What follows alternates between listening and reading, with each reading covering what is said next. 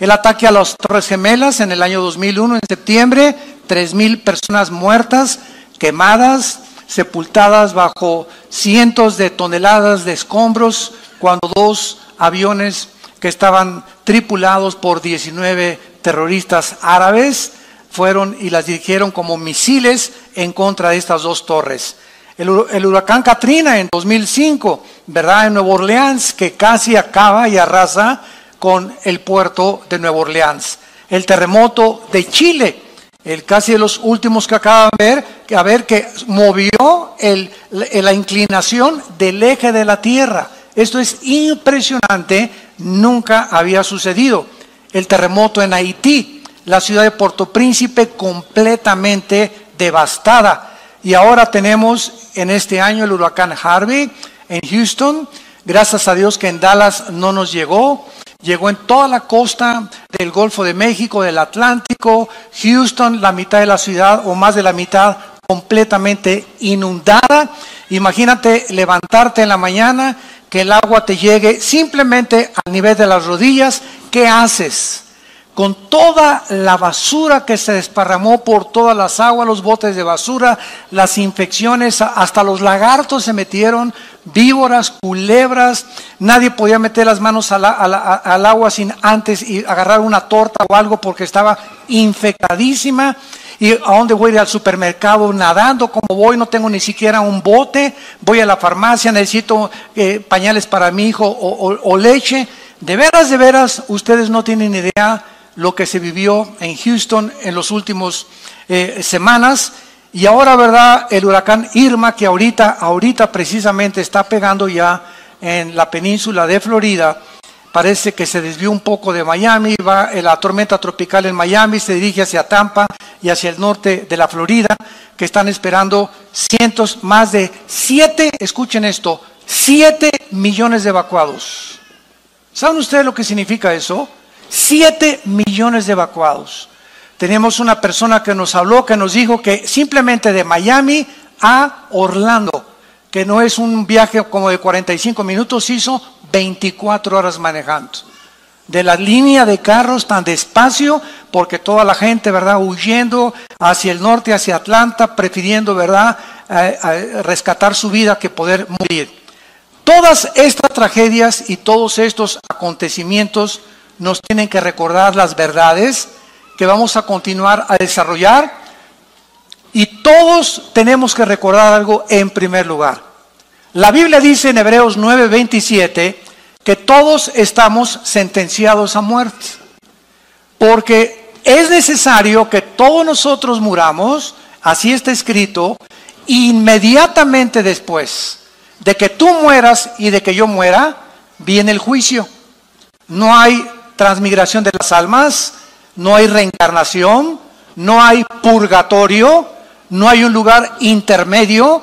En el momento que tú mueras, en la forma que tú mueras, cuando tú mueras y a donde tú mueras, inmediatamente te enfrentas con Dios como juez o como tu Salvador.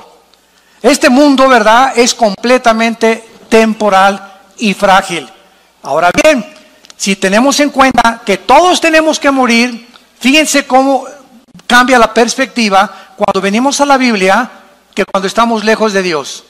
Si tenemos en cuenta que todos tenemos que morir, cuando mueren 50 personas juntas en un avionazo, cuando mueren 15,000 personas juntas en un terremoto, o cuando mueren 200,000 personas como en Indonesia juntas por la inundación, se le llama tragedia.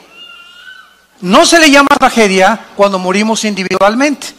Todas esas personas en Indonesia, en las Torres Gemelas, las que murieron en Houston, las que van a morir por los huracanes, todos teníamos que morir de alguna forma. Pero en el momento que es algo que nos rodea, le llamamos una tragedia. Porque todos quisiéramos morir en una cama, con una enfermera guapa, con aire acondicionado, con un plasma de televisión ahí en tu cama, y que dijeras: adiós mundo cruel, ya nunca te veré. Sin embargo, no es así. Entonces tenemos que recordar que la forma como tú y yo vamos a morir no depende de nosotros. Ya sea un avionazo en la panza de un tiburón, un ladrillazo de un terremoto que te cae en la cabeza, un accidente de tránsito, una bala perdida, un asesinato, cáncer, enfermedades, todos tenemos algún día que morir. Así que no nos espantemos cuando las personas mueren. No nos tome por sorpresa, porque no puedes tú evitar que ninguna persona viva eternamente. Esta realidad es inevitable porque muchas personas acusan a Dios por la forma como muchos seres humanos mueren. Ahí no tenían por qué morir en ese avionazo. No tenían por qué morir el 45% de los niños en Indonesia que murieron con el tsunami. ¿Sabes una cosa? Cuando yo me puse a investigar acerca de las costumbres en Indonesia, y de esos 45% de niños que murieron menores de 12 años de edad, la muerte, escúchame, la muerte de esos niños fue un acto de misericordia de Dios. Si esos niños hubieran quedado vivos, hubieran sido educados en la brujería, en la prostitución, en el tráfico humano y en todas las desgracias que en esa zona del Asia se siguen practicando. Así que Dios en su misericordia se llevó a todos esos niños porque la Biblia enseña que de ellos es el reino de Dios. Ah, no, pero hay muchas personas que quieren que esos niños lleguen y sigan sufriendo y llegan a los 30 años y que sufran y que se casen y que se divorcien y que lleguen a los 50 años y que experimenten con el cáncer. ¿Cuántos de nosotros no quisiéramos eso? Ahora, ¿qué cosa es mejor? ¿Morir joven o vivir muchos años? Si es con Cristo, dice Filipenses 1:21 el apóstol Pablo, el morir es ganancia. Y si el vivir, si quedarme en la vida es Cristo, es mucho mejor. Pero así somos nosotros, ¿verdad? Como hay personas que me han hablado, oiga mi hermano, hoy por mi abuelita allá en la Cruz Roja, estamos todos deshechos. ¿Qué edad tiene tu abuelita? 95 años. Pues déjenla que se pinte ya. Hermanos, por favor, oren. Oye, espérame tantito, la pobre señora ya se tenía que ir. Es más, se tardó. Bueno, dichosos los que llegan con salud de esa edad, ¿verdad? Pero queremos que se quede. ¿Para qué quieres que se quede tu abuelita aquí, verdad? Si ella es cristiana, gloria a Dios, va a ser libre. El cuerpo es una prisión. No vengan a orar por ella, pero ¿para qué vamos a orar por ella? Para que se quede 5 años, hasta los 10, 100 años de edad. Que ya no pueda ni caminar la pobrecita, que ya no pueda ni ver la pobrecita. ¿Para eso quieres que se quede tu abuelita? Simplemente porque la quieres tener como tú. La muerte para el cristiano es ganancia. Escapamos, dice la Biblia, bienaventurados los que mueren en el Señor, porque han descansado de sus obras. Entonces vamos a ver claramente por qué ocurren estas tragedias. Número 1, veamos la perspectiva de Dios. Isaías 55, versículos 8 y 9. Porque mis pensamientos, dice Dios, no son vuestros pensamientos. Dice Dios, yo no pienso como tú piensas, Pancho, Carmelita, astrofísico, físico, ateo, escéptico y agnóstico. Yo no pienso como ustedes. Mis pensamientos son muchísimo más altos que la forma como tú ves el mundo, la perspectiva que tú tienes de la muerte, la perspectiva que tú tienes de la vida, la forma como tú ves las tragedias. Entonces, la razón por la cual mis pensamientos son más altos que los tuyos es precisamente una de las razones por las cuales la mayor parte de los ateos, en los 40 años que tengo de compartir el mensaje de la Biblia, he tenido más de 45, 50 ataques y enfrentamientos y debates frente a frente en el radio, en la televisión, con ateos. Y durante el siglo XX, me acuerdo, en los 90s, 80s, que fue la cúspide del siglo XX del ateísmo, el 90% de los ateos que hemos debatido durante toda nuestra vida, el 90% de los ateos son personas amargadas contra Dios. Que algo les pasó en su vida, que se enojaron contra Dios porque no pudieron encontrar una respuesta, y como Dios no les contestó porque no sanó a mi hermano, y cuando yo era joven dizque era cristiano, iba a la iglesia y le oré por mi mamacita y mi mamacita se murió, pues ahora ya no creo en Dios.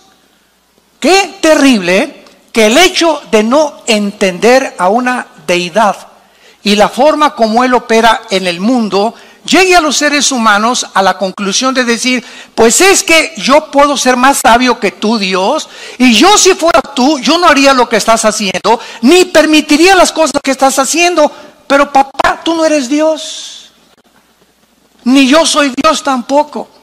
Entonces, siguiendo una lógica elemental y asumiendo que Dios es un Dios todopoderoso y que si existe forzosamente, imagínate nada más, somos chapulines comparados con Él. Como si un niño le preguntara a Alberto Einstein, oye Alberto, explícame la fórmula de la teoría de la relatividad, E igual a mc al cuadrado.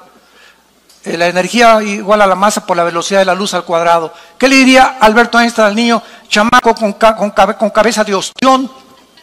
Tienes 3 años, 4 años, aunque te la explique no lo vas a entender, porque tienes que pasar aritmética, cuadrados, resta, multiplicación, logaritmos, cálculo integral, álgebra, matemáticas cuánticas, y entonces cuando evolucione tu mente, no es de que tengas una mente, la mía, la diferencia entre mi mente y tu mente, chamaquito, es que yo estoy más desarrollado que tú, necesitas más años para comprender.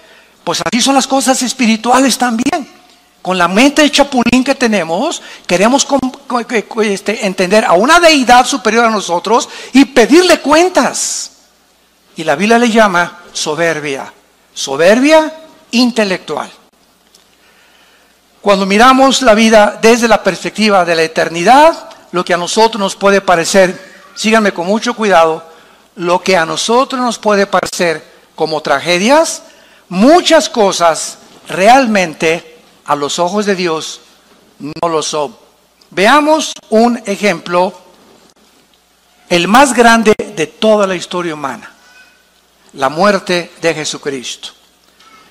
Cristo, cuando estaba colgado y con sus manos abiertas en la cruz, ahí abajo de la cruz había 2 grupos de personas principalmente. Un grupo se llamaban los religiosos. Otro grupo, los griegos, los intelectuales de esa época. Ante los ojos de los religiosos, el hecho que ese hombre colgara en la cruz era una maldición. Porque en el libro de la Torá, en el libro de Deuteronomio, en el Antiguo Testamento, está escrito, maldito el que muere colgado en un madero.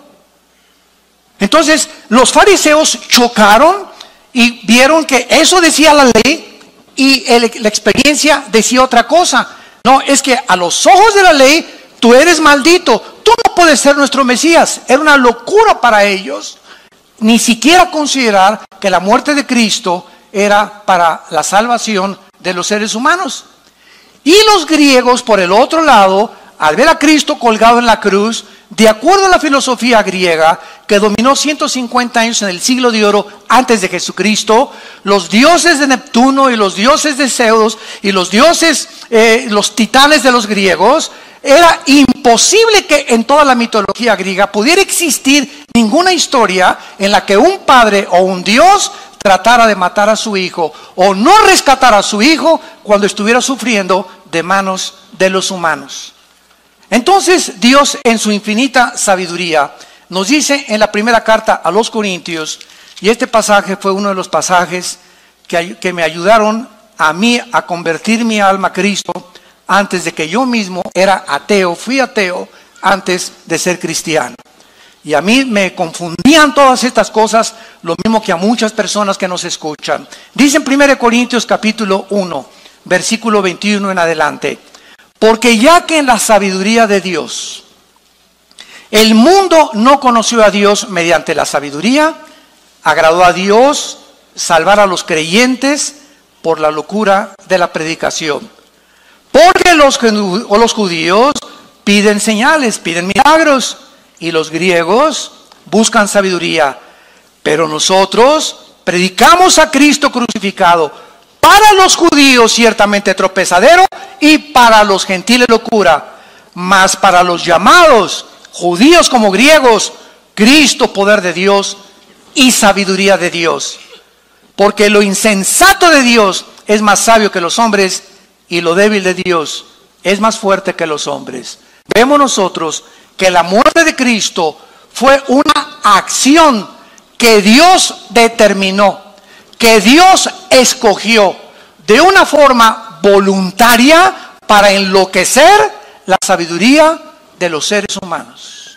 Lo hizo a propósito. Entonces, ante los ojos humanos, ese hombre colgado en la cruz era una tragedia. ¿Cómo es posible que las espinas y la sangre, que Dios, si Él es el Hijo de Dios, ¿por qué su Padre dice que su Padre es Dios? ¿Por qué no lo arrebata? ¿Por qué lo dejó que sufriera tanto?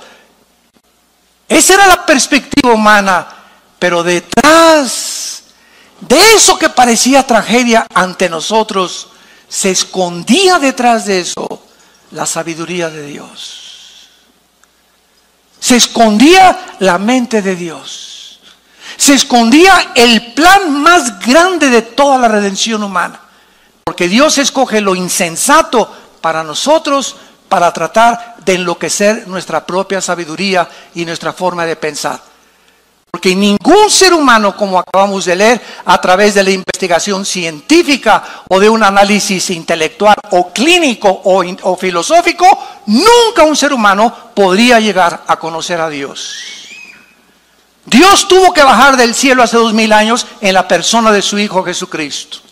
Y Jesucristo tuvo que venir a revelarnos al Padre. Él lo dijo en Mateo 11, nadie conoce a Dios más que el Hijo, y a quien el Hijo lo quiera revelar. Así que el mensaje es el siguiente: cualquier persona que nos escucha que quiera conocer a Dios, nunca lo vas a conocer si antes no conoces a su Hijo. Es Cristo el que reveló al Padre. Es Cristo el que actuó bajo el Padre. Es Cristo el que hacía los milagros a través del Padre. Él vino a revelar al Padre. Y el que agrada al Hijo y conoce al Hijo, comienza a conocer quién es Dios, quién es el Padre. Así que no lo vas a conocer en flor de loto en Chapultepec, ni a través del yoga, ni a través de las filosofías orientales, ni a través de Buda, ni de Confucio, ni de Hare Krishna, ni del Dalai Lama, ni de Mahatma Gandhi. La única persona que ha existido en la historia, que ha bajado del cielo, que ha muerto en una cruz, ha sido enterrado, sepultado y resucitado a los 3 días, se llama Jesús.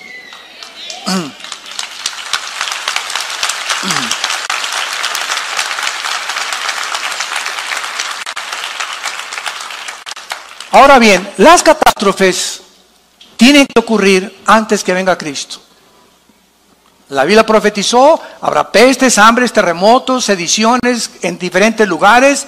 Dice en Lucas 21, las gentes desfalleciendo por el temor, por el bramido de las olas. Así fue escrito hace 2000 años. Y en respuesta a muchas preguntas que han surgido en relación a los huracanes, ustedes no se imaginan cómo hemos sido bombardeados. En las últimas 2 semanas con llamadas a la casa de ustedes, me han despertado a la 1 de la mañana. Ay, mi abuelita tiene miedo que el huracán la agarre. ¿Y qué quiere que haga, señora? ¿Verdad? Ay, pues que ore por ella. Imagínense nada más. Que ore por ella a cientos de kilómetros de distancia. Y mi tío que es ateo dice que ahora sí que por favor le explique a usted cómo es posible que Dios existe y permitiendo tantas devastaciones y tantas cosas. Unos son ataques, otros oraciones, otros inconsistencias, etcétera, etcétera. Pero es increíble cómo se encuentra ahorita la humanidad confundida, preguntando, gritando, ¿qué está pasando con el mundo? ¿Qué es lo que va a suceder? Viene la Tercera Guerra Mundial, el gordito loco de Corea del Norte a punto ya de mandar bombas a Guam, a Corea del Sur, a Israel, a Estados Unidos, etcétera, etcétera. Estamos en un punto de la historia tan conflictivo, tan confundido, que es la hora de la iglesia. Este es el momento en el que más podemos nosotros darle al mundo la luz que están buscando. Filósofos, sistemas de gobierno, ideologías, comunismo, democracia, monarquías, ateísmo, agnosticismo, de todo tipo de filosofías de gobierno, de pensamiento, religiones, de economías, gobernantes, todos viven confundidos en este momento. Ya no saben qué sistema es mejor de gobierno, qué ideología es la mejor, cuál es la mejor religión, cuál es el mejor Dios. Ahora ya viene la corriente famosa que la Biblia profetizó, donde se va a levantar un líder religioso en el mundo que se llama el ecumenismo, tratando de unir. Vamos a unirnos, vengan para acá los budistas, vengan para acá los del Islam. Todos estamos adorando a un Dios con diferentes nombres. Un momentito, por favor, Jesús, María y José y el burrito que los acompaña. ¿Cómo ¿Cómo que son diferentes nombres con el mismo Dios? De ninguna manera. A eso vino Jesús al mundo como un hombre radical a decirnos: nadie va al Padre si no es por mí. Ese radicalismo de Jesús: yo soy el camino, no hay ningún otro camino. Yo soy la verdad, no hay ninguna otra verdad. Y yo soy la vida. Eso es lo que hace que el mundo le acuse y nos acuse a nosotros de intolerantes. Siempre que he tenido yo debates con rabinos, con budistas, con musulmanes, es que usted es intolerante. Usted nada más Jesús. Así es porque lo dijo: yo soy la resurrección y la vida. Yo soy el pastor y doy mi vida por las ovejas. Ni tu Buda, ni Mahoma, ni Mahatma Gandhi, ni el Dalai Lama, ni Hare Krishna, ni nadie ha dado su vida y ha dicho: voy a morir a los 3 días y voy a resucitar. Entonces nos estamos en un tiempo en el mundo en el que tenemos ya para poder tener respuestas. Todos tenemos que morir, ya lo vimos, y la pregunta no es si vas a morir, porque ese es un hecho, esa es una verdad. La pregunta es: ¿estás tú preparado para el día que Dios te llame a encontrarte con Él como juez o como salvador? Yo te pregunto en esta mañana, y a los que nos escuchan, no importa que sea tsunami, que sea un accidente de tránsito, todos tenemos que morir. La pregunta es: ¿estás preparado para morir? ¿Estás listo para ese momento en el que sale el alma y el espíritu del cuerpo? Nuestro cuerpo queda aplastado bajo un terremoto, en la panza de un tiburón, muerto, te entierran, te creman. No importa lo que hagan a nuestro cuerpo. Este cuerpo corruptible que está sujeto a un deterioro celular por la misma ley de la segunda ley de la termodinámica, la ley de la entropía, que todo tiene que oxidarse y desgastarse, nuestro cuerpo se lo van a comer los gusanos. Polvo somos y al polvo regresamos. Pero ¿qué de tu espíritu? ¿Qué de tu alma? ¿Qué de esa parte invisible, espiritual, que la Biblia nos muestra que somos internamente? ¿Y qué es lo que tiene valor verdaderamente? ¿Qué vas a hacer del día de tu muerte? ¿Tú crees que Dios te dé la oportunidad de arrepentirte como te le está dando ahorita? Número 2. Las tragedias nos enseñan también a valorizar la vida. ¿Saben ustedes qué palabras expresaron las personas que fueron evacuadas ahora? Mi esposa y yo lo veíamos continuamente en la televisión, en el huracán Harvey en Houston, Texas.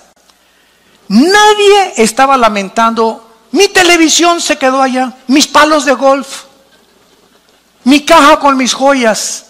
Todos los que iban en los botes y cuando venían los helicópteros a rescatarlos, lo único que ellos estaban realmente lamentando eran si había familiares que se hubieran ahogado.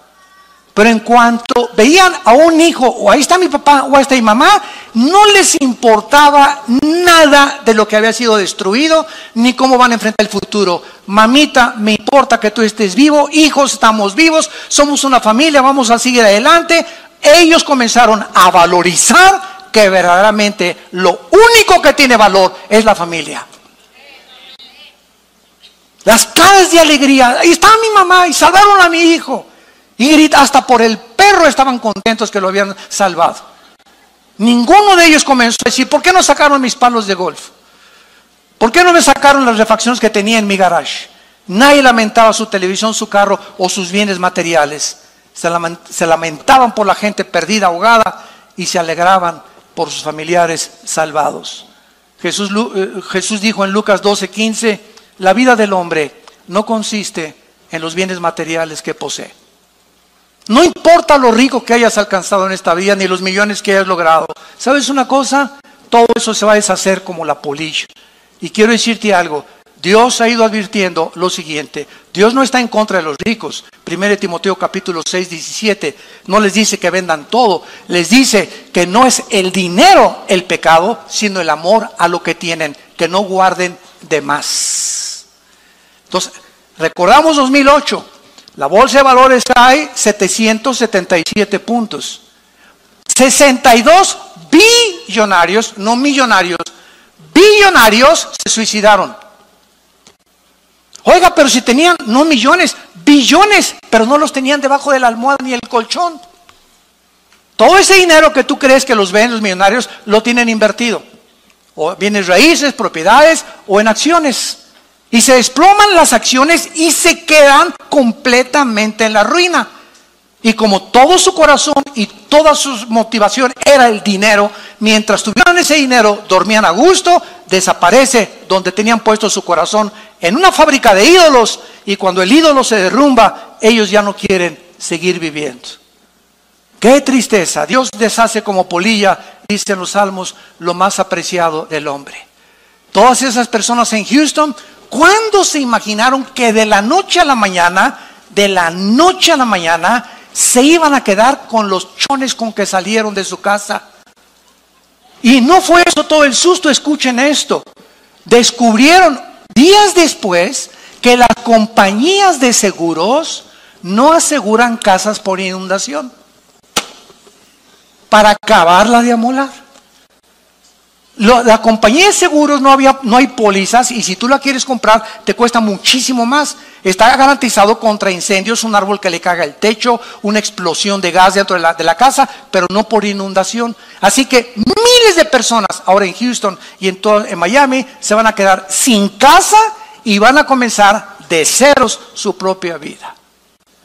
Perdieron sus pasaportes, perdieron sus identificaciones, su seguro social, perdieron todo absolutamente de la noche a la mañana. ¿Estás tú preparado para alguna tragedia de estas? Enfrentarla con la paz que sobrepasa todo entendimiento y decirle: el Señor Dios dio, el Señor Dios quitó, sea bendito el nombre de Jehová. Como lo hizo un hombre en la vida llamado Job, cuando de la noche a la mañana perdió sus propiedades, su ganado, sus hijos, y para acabarle a amolar, le dejó la esposa. Y lo digo de amolar, ¿verdad? No porque sea malo estar casado, simplemente porque la esposa comenzó a maldecir a Dios. Y comenzó a maldecirlo a Job también. O sea, le dejó la última espina todavía a Job.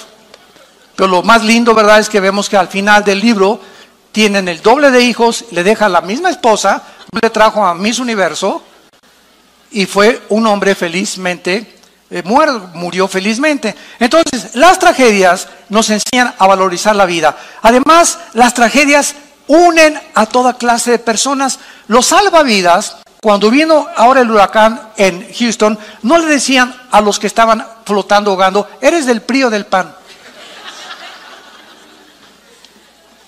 ¿Eres blanco o eres negro? ¿Tienes feria o no tienes feria? ¿Tienes plata o no tienes plata? ¿Verdad? Ni de esas cosas. El rescate no era para los ricos, ni para los pobres, ni para los blancos, ni para el partido. Ahí nos damos cuentas de qué forma en las tragedias no hay color de piel, no hay partidos políticos, no hay ideologías, no hay nada. Todos somos seres humanos, creados a la imagen y la semejanza de Dios.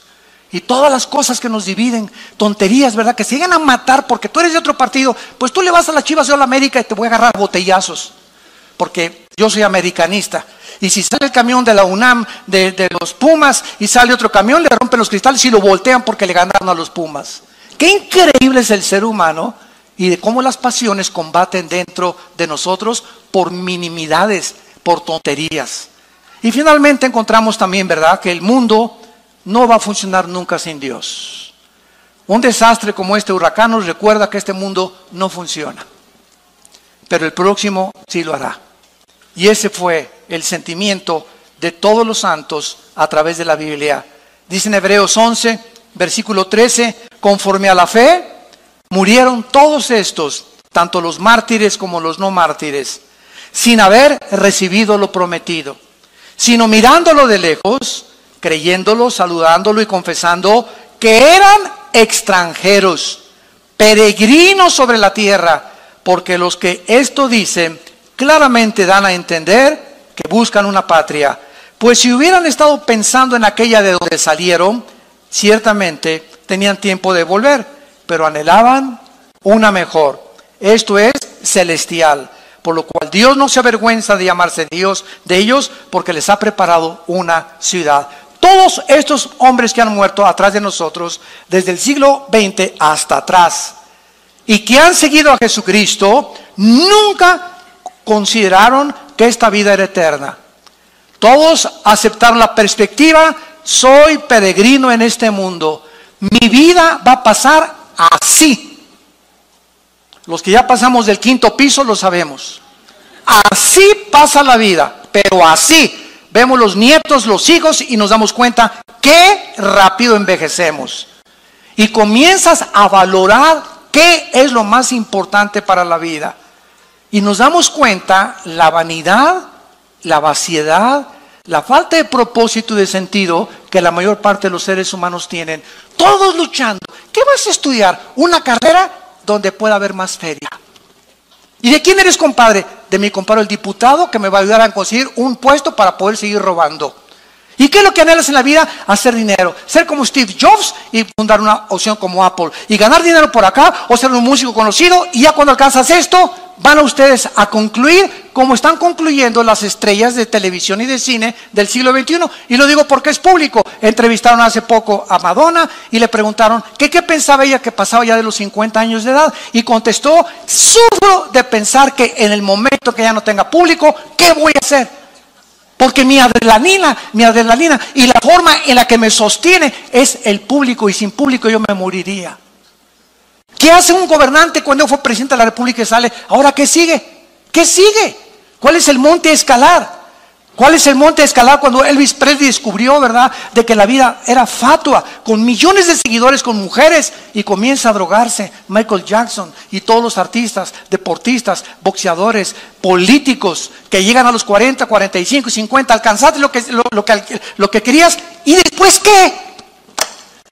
Sigues vacío internamente, te das cuenta que te falta algo, porque no hay nada, como dijo Jesús a la mujer samaritana, de esa agua volverás a tener sed. Pero el agua que yo te doy será una fuente que salte para ti en vida eterna. El hombre es vano en su forma de vivir.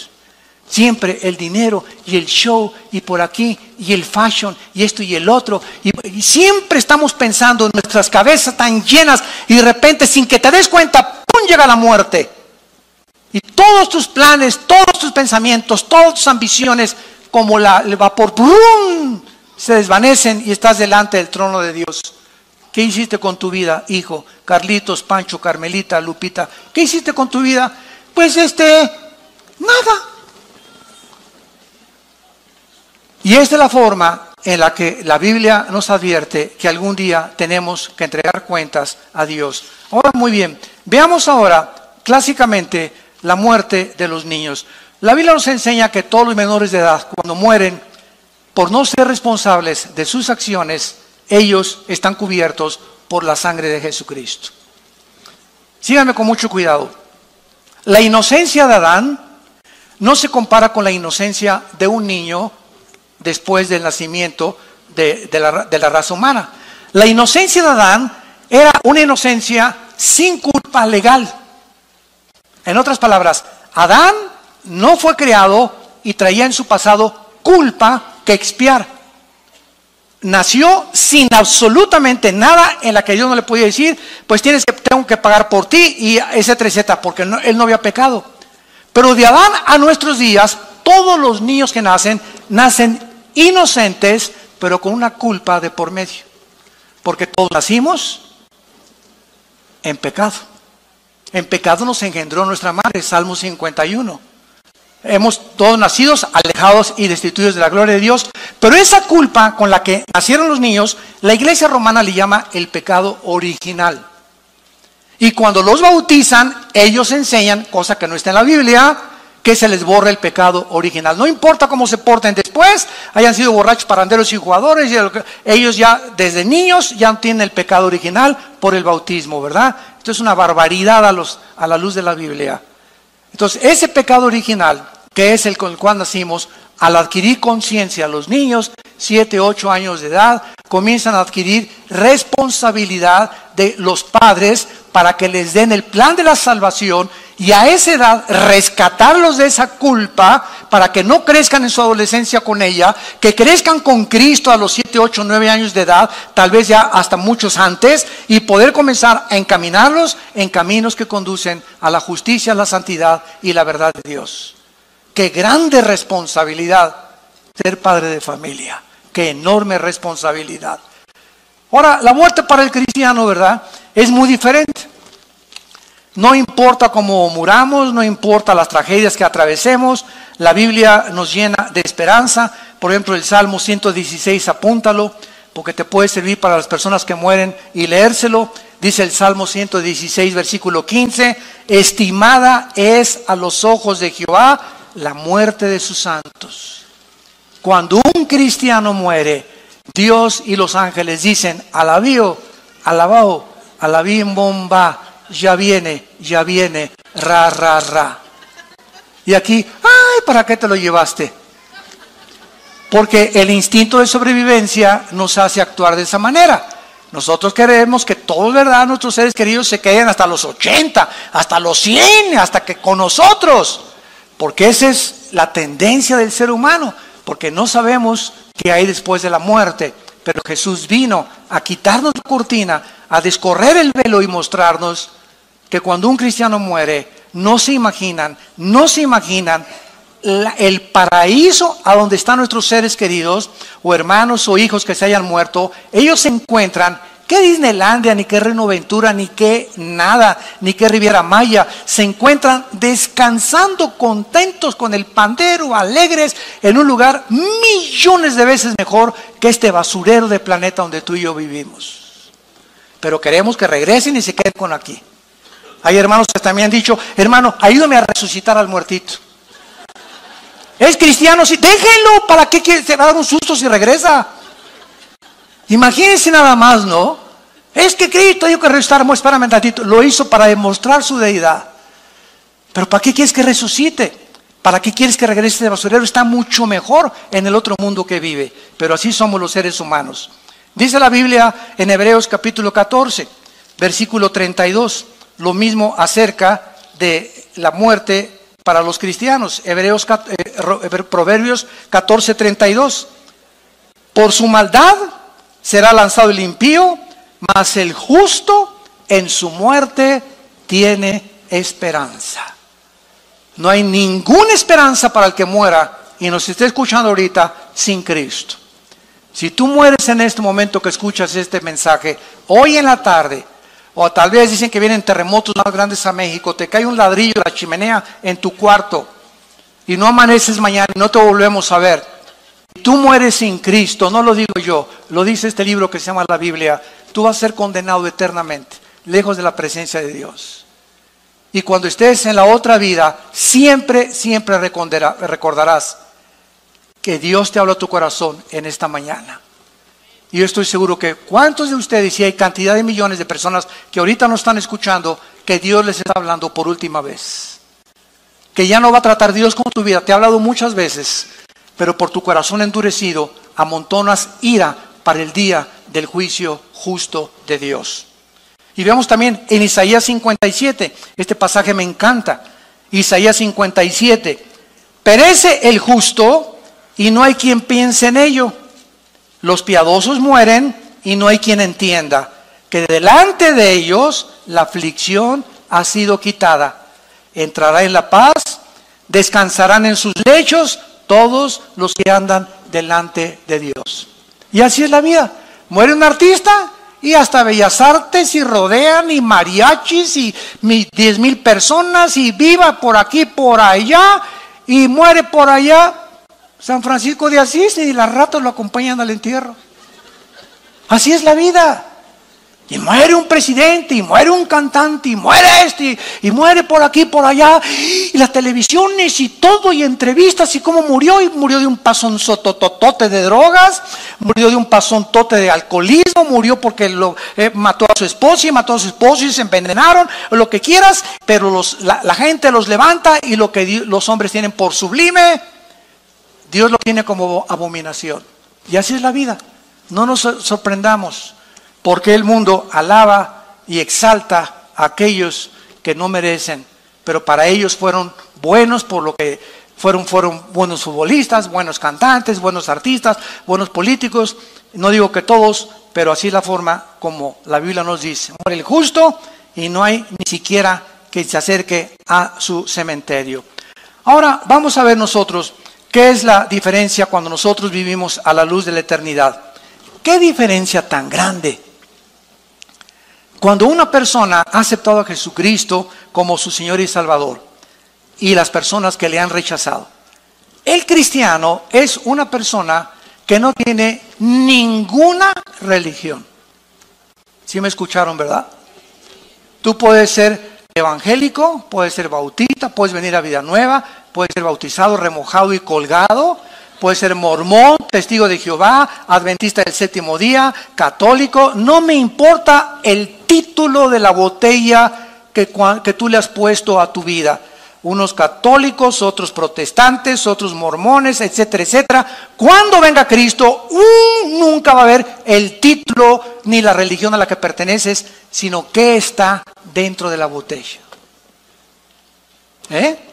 Así que no importa el título, que pues yo no soy católico, pues porque me bautizaron y crecí en un lugar católico. ¿Sabes una cosa? Tú puedes ser católico e irte al infierno. Tú puedes ser mormón e irte al infierno. Tú puedes ser evangélico e irte al infierno. No es la religión la que nos salva, entendámoslo por el amor de Dios. Dice 1 Juan capítulo 5, el que tiene al Hijo tiene la vida. El que no tiene al Hijo, aunque tengas la religión que tengas, la religión y la iglesia te va a salvar. El que salva es la persona de Jesús. Entonces tú necesitas a la persona de Cristo en tu vida como tu Salvador, y cuando tú lo invitas como tu Salvador, comienzas a tener relación no con dogmas, ni con ritos, ni con peregrinaciones. Comienzas a tener relación con un hombre que murió y resucitó, viva, orgánica y dinámica, que se llama Jesucristo. Y si tú que me escuchas me dices que tienes una religión y nunca en las mañanas te levantas a tener comunión con Dios en la Biblia, no en el Corán ni en el libro del Mormón, en la Biblia, no tampoco en los libros de Walter Mercado ni los de los gurús, en la Biblia. Si tú no tienes un tiempo en la Biblia diario con Dios, donde tú oras y descubriste que platicas con Dios y Él ya se hizo real en tu vida, tu religión te va a condenar, porque te vas a morir engañado, creyendo que porque tenías una religión te vas a salvar, y no es así. Dice en 1 Juan 1, 12 y 13, mas a todos los que le recibieron, Evangelio de Juan 1, 12 y 13, a los que creen en su nombre, les dio potestad de ser hechos hijos de Dios. Que dice la Biblia que no es cierto que todos somos hijos de Dios. Cuando tú oigas que alguien dice, o un líder cristiano, un líder religioso, es que todos somos hijos de Dios y todas las religiones tienen el mismo Dios, es el mentiroso más grande que tú has oído, disfrazado de ángel de luz. Todos somos criaturas de Dios, pero la Biblia dice que los que reciban a Cristo, a esos, no a todos, a esos Dios les da el poder de llamarse hijos e hijas de Dios. Un día estuve en un convento con unas monjitas, y yo amo las monjitas, ¿verdad? Y me encantan, y también con curas, platicamos con todo mundo, ¿verdad? Y siempre nos debe mover la compasión, la misericordia, porque nosotros antes de ser cristianos, pues navegábamos también en diferentes barcos y teníamos diferentes ideologías. La raíz es la ignorancia de la Biblia. Entonces cuando hablo yo con un religioso, ¿verdad? Como les dije una vez, estaba en un convento y me dice la Madre Superiora, oiga, doctor Alducin, quiero que ore por mí para recibir al Espíritu Santo. Y había como 7, 8 monjitas detrás de ellas, bien lindas, todas así con la carita, así parecían florecitas, todas así. Y le dije, oiga, ¿qué están haciendo aquí en primer lugar? ¿Cómo que qué estamos haciendo aquí? Le digo, ¿qué están haciendo aquí encerradas? En un convento. ¿Por qué no salen? Es que aquí estamos buscando a Dios. ¿Dónde sacaron eso? Les dije. ¿Tiene la Biblia? Bueno, la busco. ¿Tiene una Biblia? Preguntó la Madre Superiora. Y no encontraba la Biblia de las pobrecitas, ¿no? Bueno, yo llevaba la mía y se las abrí, ¿verdad? Y les dije, si quieren, tráigame la de ustedes, la Torres Amado, la Nácar Columba, las versiones católicas. Todas dicen lo mismo. Y claramente lo dice, ¿verdad? Que Jesús dijo, id y predicad el Evangelio. Pero el diablo las ha engañado y las ha encerrado, porque encerradas, ¿a quién le van a predicar? Se voltearon a ver unos a otras. Ah, pues sí, ¿verdad? Para no ser el cuanto largo, esa Madre Superiora ahorita es misionera en el Brasil, cristiana, hija de Dios. Dejó el convento y dejó todo. El Dios le abrió los ojos. Gracias a Dios.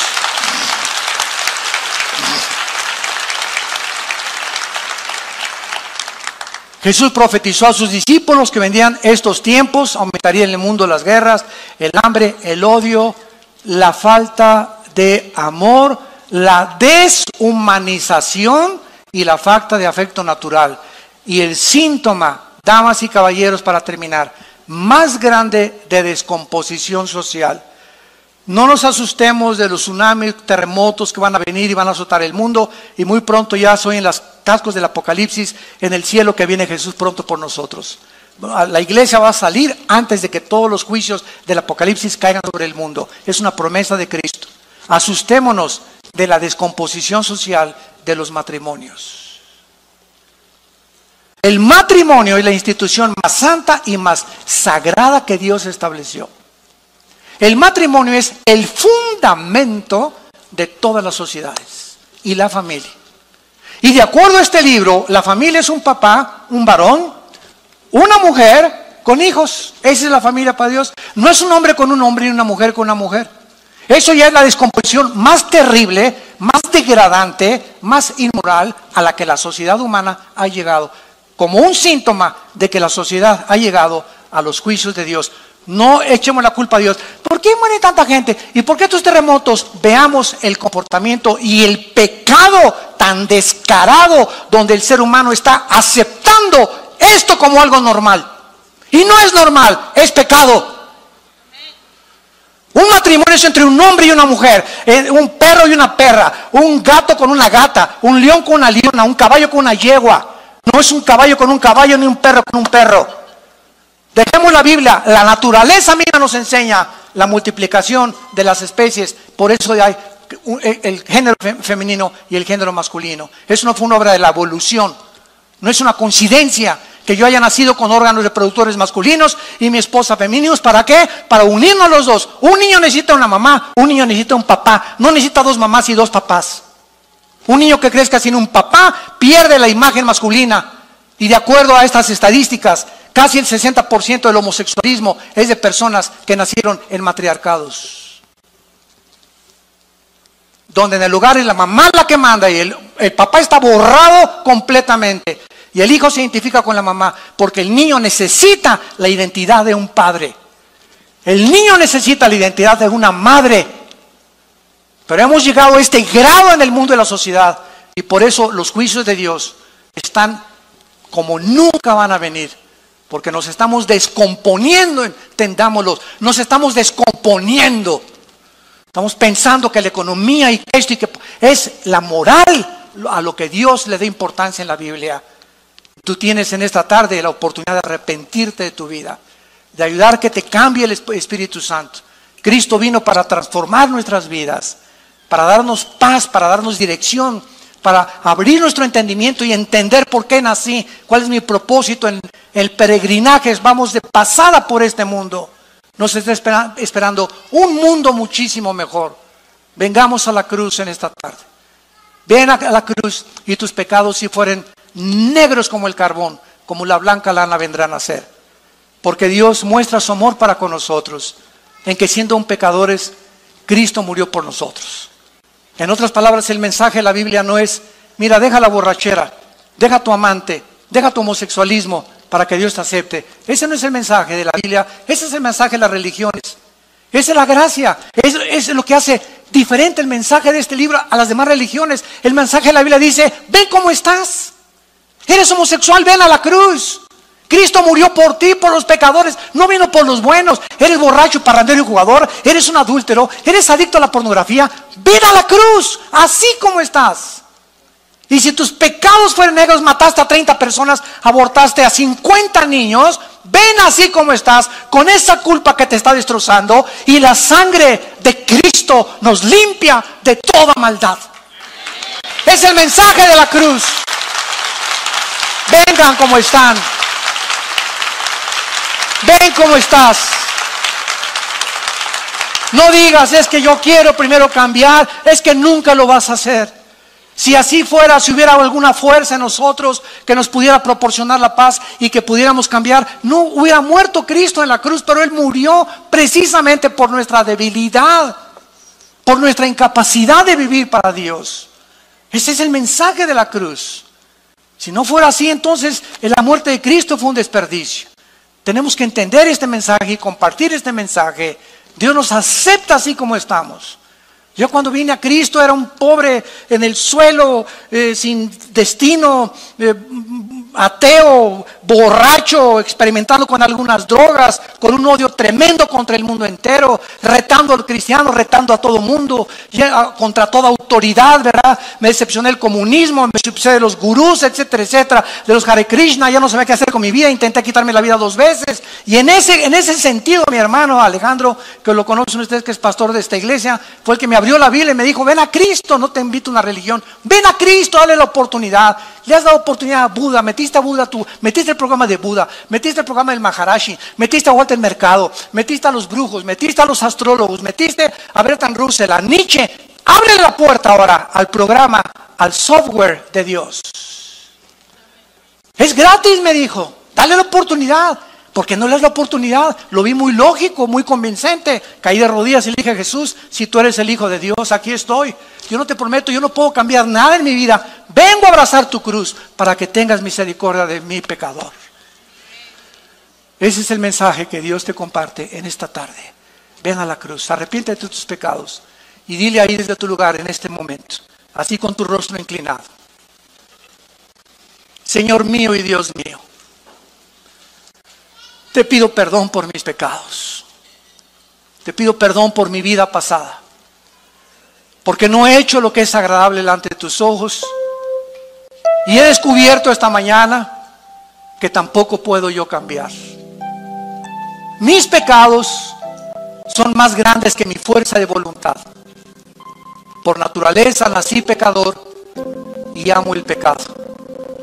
Y ahora he comprendido, al oír el mensaje de la Biblia, que en esa cruz tú tomaste mi lugar con todos mis pecados que en este momento tengo, y a tu Hijo lo castigaste en mi lugar. En lugar de condenarme, condenaste a tu Hijo. En lugar de esa ira que me tenías reservada, esa ira la descargaste sobre tu Hijo. A tu Hijo Jesucristo no lo perdonaste para perdonarme a mí en esta mañana. Oh, qué grande amor, oh Dios, has tenido para tu siervo y para tu sierva. Qué grande amor, Jesús, has desplegado con tus manos extendidas en esa cruz. Te invito en este instante a que entres a mi vida como mi Señor y mi Salvador. Oh Dios, con tu sangre preciosa, lávame. Me arrepiento sinceramente de mi vida y entra a mi corazón para darme el poder de ahora, en la corta vida que me queda, vivir para ti, para conocerte, alabarte y darte a conocer mi familia, mis amigos y a todas las personas